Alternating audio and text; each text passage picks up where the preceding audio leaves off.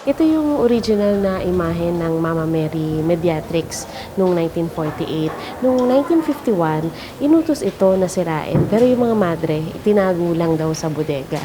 At nung makalipas ang mahigit 40 taon sa kahilingan ng isang agaw buhay na madre, muli itong inilabas. Bago pumanaw si Sister Alphonse, isa sa 6 na madreng nagtatag ng monasteryo, hiniling niyang ilabas ang imaheng matagal nang nakatago. Pumayag naman ang nooy Lipa Archbishop Mariano Gaviola. At dahil sa nakita niyang debosyon ng mga tao, hindi na niya pinatago muli ang imahe. February 1992, sa misang dinaluhan ng hindi bababa sa 20,000 tao, isang himala ang pinaniniwalaang nangyari. Naroon sa misang iyon si Father Melvin. It was communion time. Nagtataka ako bakit may pumapalakpak dito, may nagsisigawan doon. Tumingala ako. The sun was pulsating at nakita ng lahat. Pero grupo-grupo, hindi sabay-sabay. Nung pinalabas ni Bishop Gaviola yung mga statue, one of the masses na na-attend ko sa labas ng simbahan, yung Dancing of the Sun. Ako mismo nandun ako. Nung time na Our Father, biglang napatingin ako sa sun, talaga nakita mong umiikot. Umiikot at palagay ko maraming nakakita. Kaya lahat ngayong okasyon sa Lipa, nandun ako.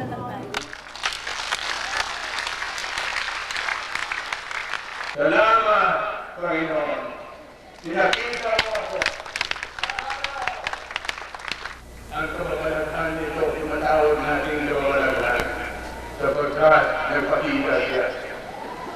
Sa panahon na kayo ay nakikilaban sa katawan ng dugo ni Cristo.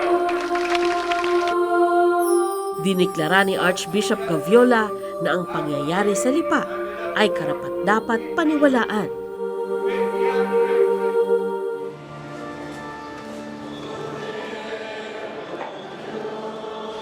Sa ilalim ng kasalukuyang Archbishop of Lipa, Ramon Arguelles, patuloy na hinihikayat ang debosyon sa Mary Mediatrix of All Grace. Nag-iipon din sila ng mga testimonya ng himala mula sa mga Pilipino. Para saan po yan, Bishop, yung effort nyo na yan na ipunin ang mga kwento na yan at mag-gather po ng evidence? Time will come, at I hope it will be in my lifetime, no, na tatanggapin din yan. Na, lahat naman ng apparition ay nireject. Hindi lang apparition, pati divine mercy. Kung totoo ang himala sa Lipa, bakit nga ba ito hinadlangan ng mga lider ng simbahan noon? Is what I read sa ibang libro. Kasi it was after the war, World War II. So may nagkaroon ng shooting up around the world, ha? Hindi lang sa Philippines, ng so many reported apparitions.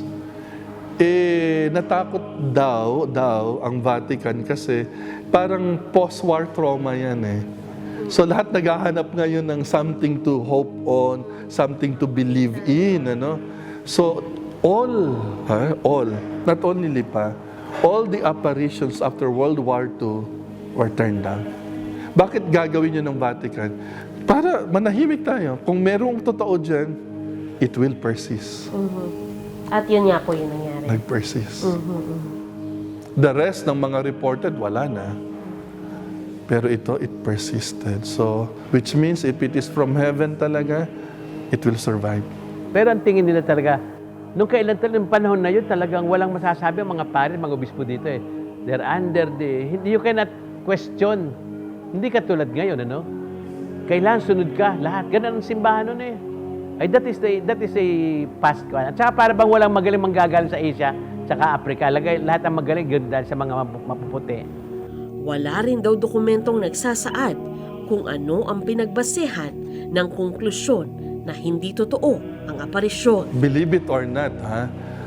Ang dokumento lang nag-i-exist ng negative was a one-page decree. Walang batayan kung anong nangyari. At walang kopya ang nunciature, walang kopya ang Roma nung decree na yun noong 1951. Pumanaw na ang lahat ng obispong pumirma sa 1951 Episcopal Decree. Pero ayon sa dokumentaryong Woman Clothed with the Sun ni June Kitlin, ilan sa kanila ang napilitan lang umanong pumirma sa decree. Makalipas ang mahigit 6 na dekada, nagpalabas ng 2 panibagong decree ang Archbishop of Lipa. Ano nga ba ang katibayan na nagpakita ang mahal na birhen sa Pilipinas? Ano nga ba ang katibayan ng isang himala?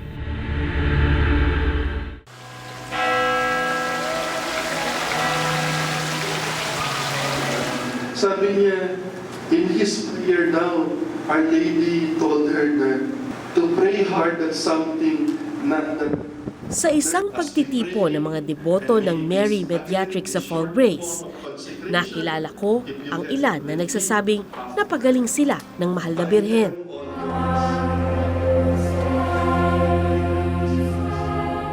In year 2010, I was pronounced with blindness in my left eye dahil sa macular degeneration. So, I kept praying to Our Lady.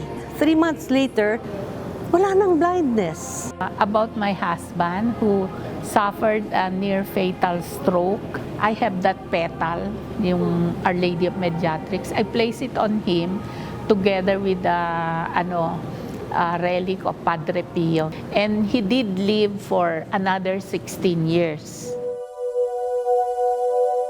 Sa mga nag-iisip pa lang kung maniniwala ba sila sa sinasabing milagro sa Lipa, isa raw sa magandang suriin ay ang buhay mismo ng taong nakakita at nakausap ng mahal na birhen, si Sister Teresine. Nagtrabaho bilang sekretarya ng pari. Naging pianista para sa choir sa Baclaran Church. At kapag may taong humiling ng dasal para sa sakit, nagpapaunlak naman daw ito. When she was in the convent, hanggang ngayon, ipinagpagawa siya ng madre ng room doon nung meron siyang bed doon. Hanggang ngayon, she was always happy when she's in the convent. She prays what the sisters prays. Yung ganon. Alam pa niya yung mga dasal. Ayon sa nakakakilala sa kanya, matapos siyang lumabas sa monasteryo, nanatili siyang tapat sa Diyos. To stay faithful in praying the rosary. Banal siya. Talaga kita ko na she believes. She's a woman of faith. May nagsasabing ang himala naman ay araw-araw nangyayari sa buhay natin. Sabi nga, bawat pagising sa umaga ay isa ng himala. And I think we have to believe, first of all, that we are special to God and to the Blessed Mother, especially in this period of our history. Masaya tayo, sabi, ay, mahal tayo ng Blessed Mother.